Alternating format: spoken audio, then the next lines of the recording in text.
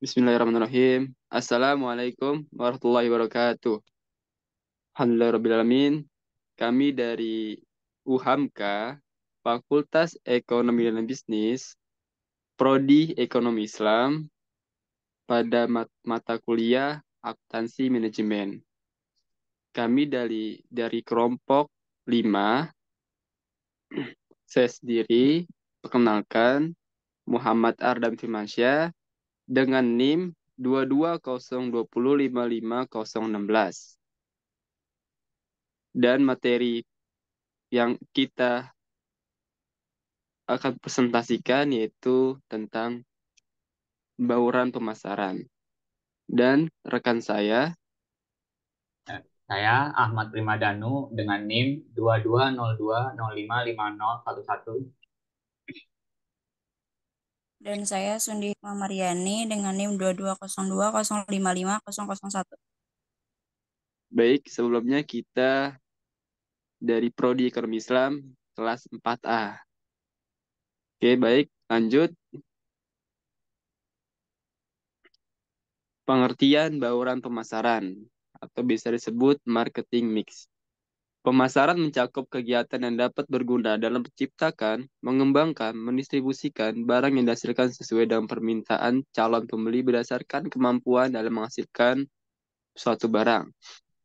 Bauran pemasaran, marketing mix adalah kombinasi dari variabel atau kegiatan yang merupakan inti dari sistem pemasaran. Hal ini berarti bahwa pemasaran merupakan kumpulan-kumpulan variabel-variabel yang dapat digunakan perusahaan untuk mempengaruhi tanggapan konsumen. Sehingga dengan adanya variabel-variabel yang digunakan perusahaan, maka akan menciptakan suatu kombinasi yang memberikan hasil maksimal. Lalu selanjutnya strategi bauran pemasaran. Strategi bauran pemasaran. Para pengelola harus mampu menciptakan kepuasan bagi para konsumennya. Untuk menciptakan kepuasan konsumen tersebut perlu memiliki strategi pemasaran yang baik dalam masalah produknya. Strategi pemasaran merupakan alat fundamental yang direncanakan untuk mencapai tujuan perusahaan. Gary Johnson dan Kevin Scholes mendefinisikan strategi sebagai arah dan cakupan jangka panjang organisasi untuk mendapatkan keunggulan melalui konfigurasi sumber daya alam dan lingkungan yang berubah untuk mencapai kebutuhan pasar dan memenuhi harapan pihak yang berkepentingan.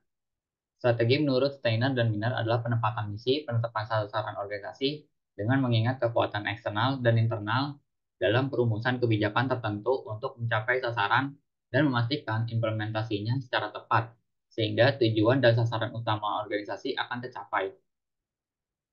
Dalam strategi bauran pemasaran terdapat 4 kebijakan atau 4P dalam pemasaran yang terdiri dari 4 komponen, yaitu 4 place, produk, harga, price, dan promosi atau promotion.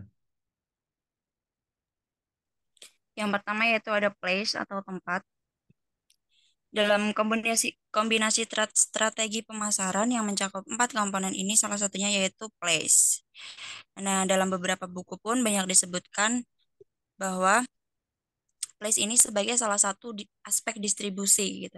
Dalam bukunya Huriyati menjelaskan untuk produksi industri place diartikan sebagai saluran distribusi, sedangkan untuk produksi jasa place diartikan sebagai tempat pelayanan jasa. Dalam kombinasi strategi pemasaran yang mencakup 4 komponen pemasaran, salah satu unsurnya itu tadi yaitu place. Nah, dalam pembagian place sendiri terdapat beberapa saluran distribusi. Yang pertama, yaitu ada saluran distribusi untuk barang konsumsi. Dalam perantara yang melakukan fungsi penyaluran barang dari tangan konsumen ke tangan konsumen akhir ini ada 3 macam. Ada agen, ada pedagang besar, dan ada pengecer. Dalam hal tersebut, ada 5 macam kombinasinya dalam saluran distribusi barang konsumsi. Yaitu yang pertama ada saluran distribusi langsung, yang kedua ada saluran distribusi menggunakan satu perantara, yang ketiga ada saluran distribusi tradisional, yang keempat ada perantara menggunakan agen, yang kelima ada saluran distribusi pada pengecer besar gitu. Nah, dalam penjelasannya yang pertama ada saluran distribusi langsung. Dalam saluran distribusi ini disebut sebagai saluran distribusi langsung karena sebagai produsen langsung mendatangi ke konsumennya. Kombinasi yang kedua yaitu saluran distribusi menggunakan satu perantara. Dalam bentuk saluran distribusi ini menggunakan satu perantara karena bentuk saluran distribusinya menggunakan satu perantara besar yaitu pengecer besar. Yang dimaksud dengan pengecer besar adalah pengecer yang melakukan pembelian pada produsen untuk kemudian menjualnya pada konsumen akhir. Kombinasi yang ketiga yaitu saluran distribusi tradisional. Dalam saluran distribusi semacam ini, produsen hanya melayani penjualan dalam jumlah besar kepada penjual besar saja dan tidak menjual kepada pengecer. Yang keempat, produsen menggunakan agen sebagai perantara untuk menyalurkan barangnya kepada pedagang besar yang kemudian menjualnya kepada pengecer. Jadi agen yang terlibat dalam saluran distribusi ini yang terutama yaitu agen penjualan. Yang kelima, dalam saluran distribusinya, produsen memilih agen sebagai penyalurnya. Jadi ia menjalankan kegiatan perdagangan besar dalam saluran distribusi yang ada. Sasaran penjualannya yaitu pengecer besar. Lalu dalam saluran distribusi yang kedua, saluran distribusi untuk barang produksi. Ada 4 macam kombinasi saluran pemasaran untuk kelompok barang industri, yaitu pertama, saluran distribusi langsung, kedua, distribusi menggunakan satu perantara distributor industri, dan yang ketiga, saluran distribusi dipakai oleh perusahaan dengan pertimbangan bahwa unit penjualannya terlalu kecil untuk dijual secara langsung. Jadi selain itu, faktor penyimpanan pada penyalur perlu dipertimbangkan pula, sehingga agen memegang peran penting dalam penyimpanan barang. Yang keempat, pada umumnya saluran distribusi semacam ini itu dipakai untuk produsen yang memiliki departemen pemasaran, juga perusahaan yang ingin memperkenalkan barang baru atau ingin memasuki daerah pemasaran yang baru. Yang ketiga, ada manajemen saluran produksi. Saluran distribusi pada dasarnya merupakan sistem perilaku yang kompleks karena di dalamnya terjadi interaksi antara manusia dan perusahaan untuk mencapai tujuan pribadi maupun tujuan perusahaan tersebut. Oleh karena itu, saluran distribusi ini pun tidak tetap, tetapi dapat berubah sesuai dengan perubahan sistem yang berlaku. Ada lokasi yang strategis. Dalam penentuan lokasi itu juga mempengaruhi jumlah volume penjualan yang dihasilkan oleh sebuah perusahaan, sehingga sebuah perusahaan ini akan mencari lokasi yang strategis untuk digunakan sebagai lokasi produksi maupun lokasi distribusinya. Jika berdasarkan pada penelitian pasar, telah diketahui bahwa daerah-daerah potensial sebagai tempat produk yang dihasilkan perusahaan terpenting adalah menentukan daerah-daerah strategis tempat para perantara membantu menyalurkan barang hingga sampai ke tangan konsumen.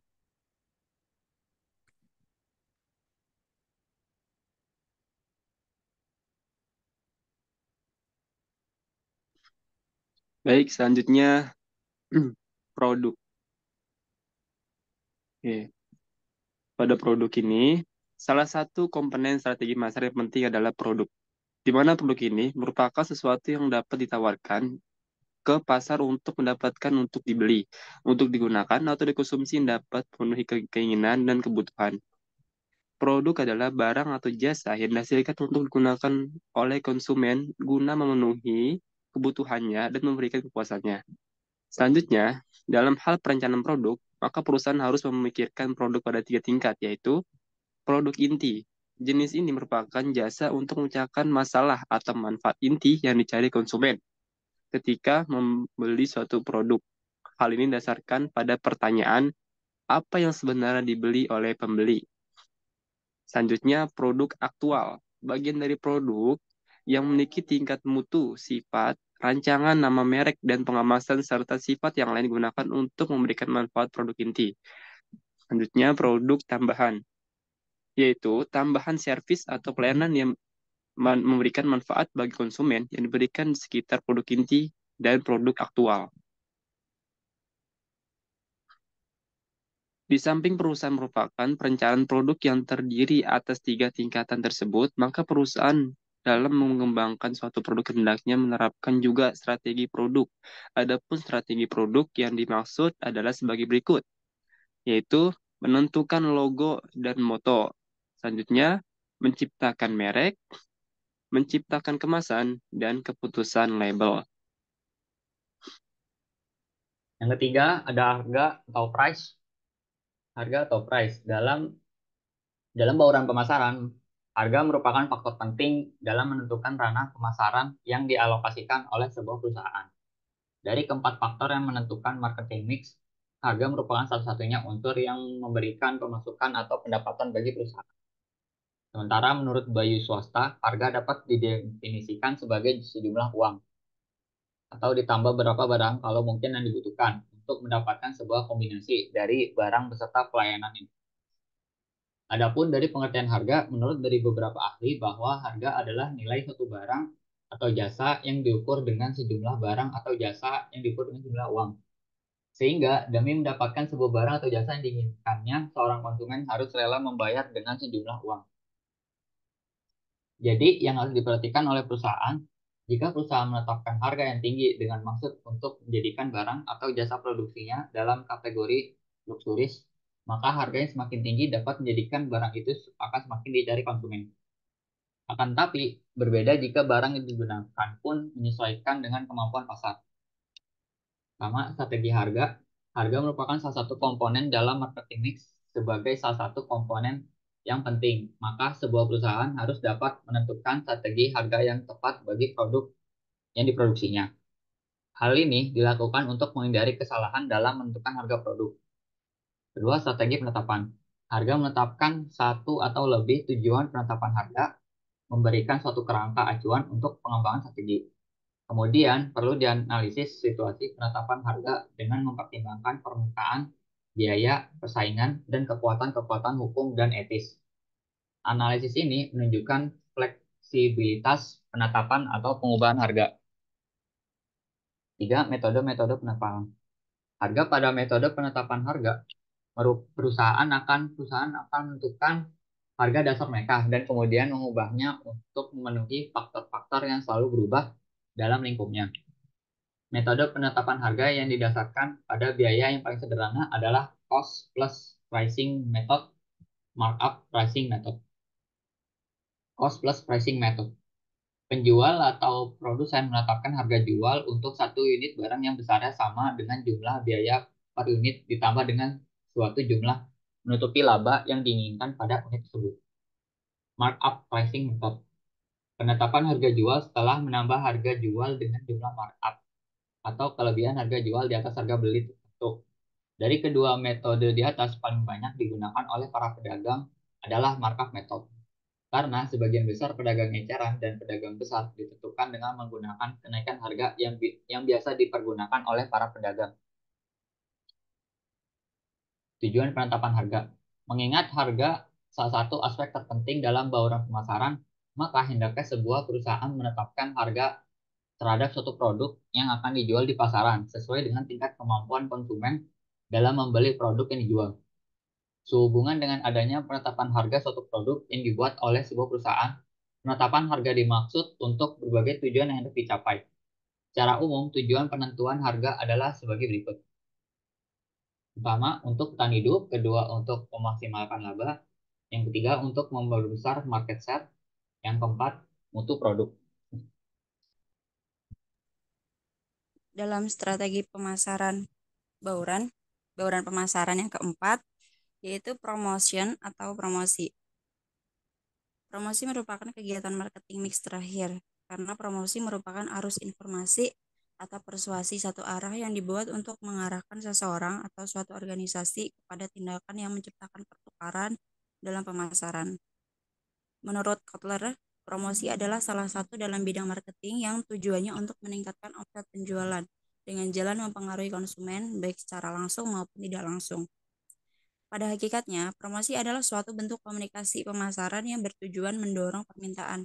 Maksudnya adalah komunikasi pemasaran, yaitu aktivitas pemasaran yang berusaha menyebarkan informasi, mempengaruhi atau mengingatkan pasar sasaran atas perusahaan dan pada produksinya agar bersedia menerima, membeli, dan loyal pada produk maupun jasa yang ditawarkan perusahaan yang bersangkutan.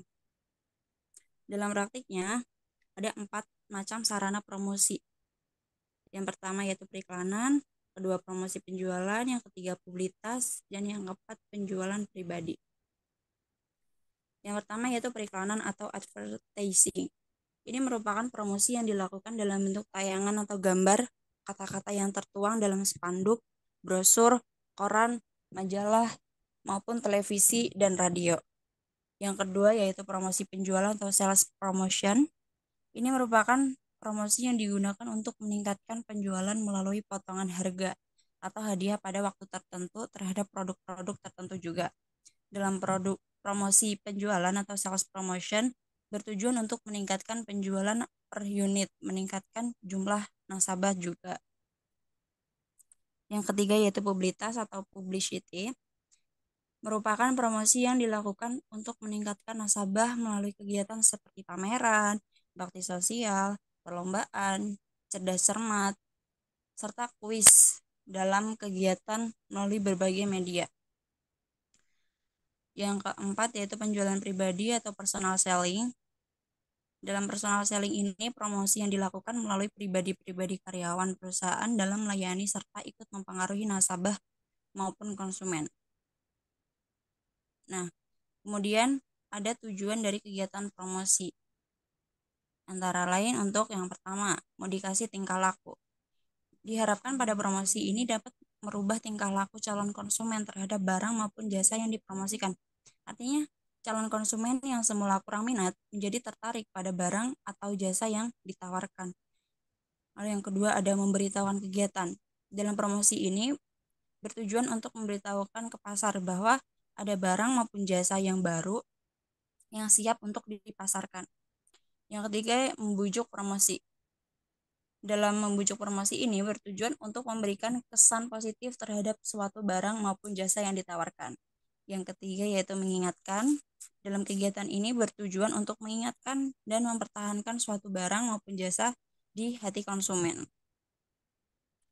Jadi keempat komponen tersebut tadi yakni place, produk, price, dan promotion secara tradisional dikenal dalam pemasaran barang atau 4P tadi.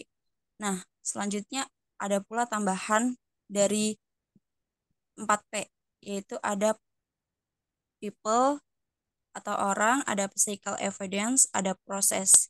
Sehingga dalam tambahan 3 ini tadi disebut dengan 7P.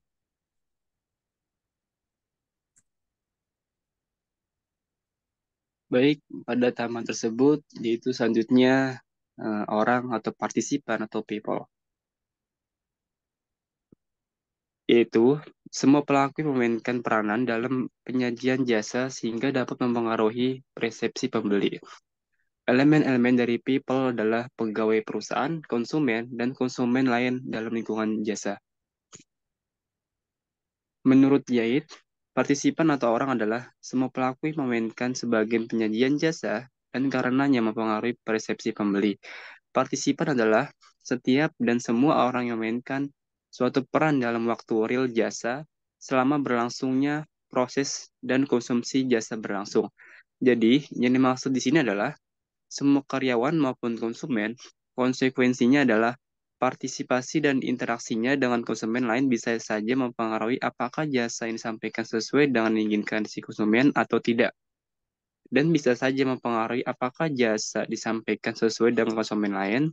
Oleh karena itu, people berarti orang yang melayani ataupun yang merencanakan pelayanan terhadap para konsumen.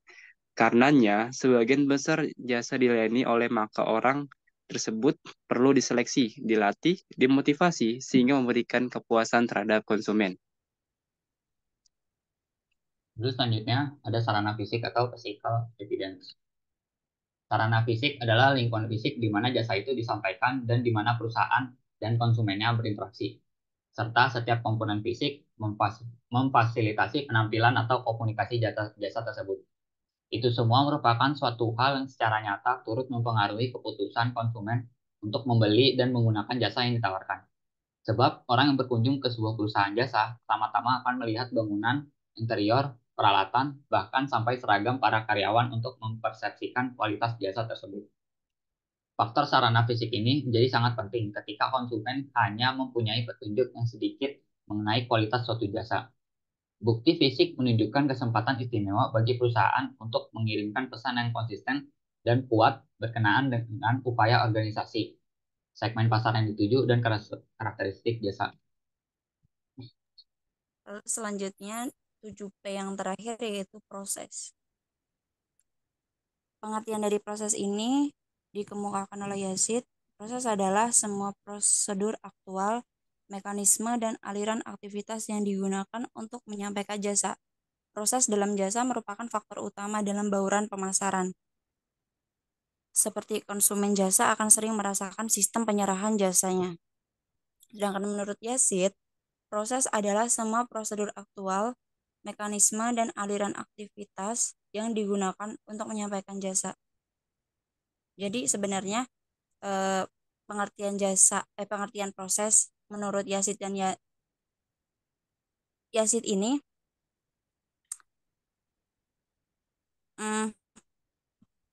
faktor utama dalam bauran pemasaran.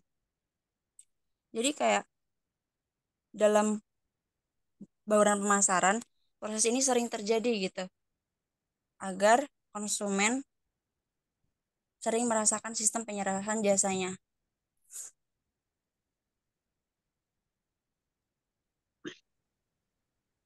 Baik, sekian dari kami yang sudah dipresentasikan atau yang sudah dijelaskan. Kurang lebihnya mohon maaf. Wassalamualaikum warahmatullahi wabarakatuh.